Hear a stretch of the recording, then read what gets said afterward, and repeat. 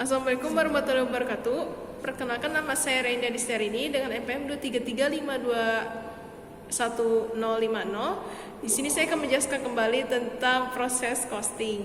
Metode proses costing diterapkan pada industri yang memiliki karakteristik produksi massal dengan cara mengalokasikan biaya-biaya produksi ke setiap proses atau tahap produksi yang berbeda, bukan ke produk individual. Industri yang memproduksi barang dalam jumlah besar seperti industri makanan, minuman, farmasi, tekstil, dan bahan kimia cenderung menggunakan metode ini karena proses produksinya berlangsung secara terus-menerus dan menghasilkan produk yang seragam. Konsep utamanya, poin pertama ada pengumpulan biaya pada setiap tahap produksi. Setiap biaya yang dikeluarkan dalam proses produksi, baik itu biaya bahan baku, tenaga kerja, maupun overhead, dikumpulkan dan dicatat untuk setiap tahap atau departemen produksi. Biaya rata-rata per unit. Untuk proses costing menggunakan konsep biaya rata-rata untuk menghitung biaya per unit produk.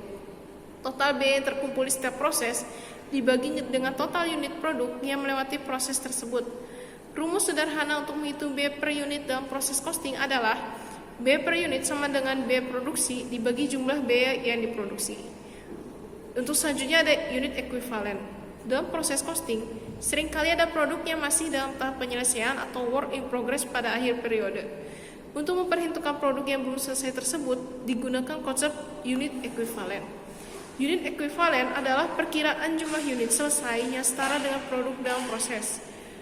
Rumus dari unit ekuivalen adalah unit ekuivalen sama dengan unit selesai ditambah unit dalam proses dikali tingkat penyelesaian.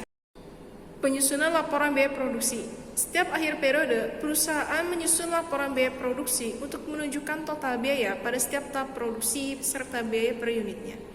Laporan ini meliputi biaya bahan baku, tenaga kerja langsung, dan overhead yang digunakan dalam setiap proses atau departemen. Tahapan dalam penerapan proses costing. Untuk yang pertama, ada mengidentifikasi proses dan tahap produksi. Untuk yang kedua, mengumpulkan dan mengklasifikasikan biaya. Ketiga, menghitung unit ekuivalen jika ada opsinya.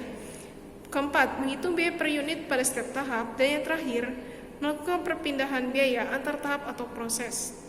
Keuntungan dari proses costing itu sendiri ada 3, yaitu yang pertama, efisiensi dalam pengalokasian biaya. Yang kedua, penetapan harga yang akurat. Dan yang terakhir, informasi untuk pengambilan keputusan.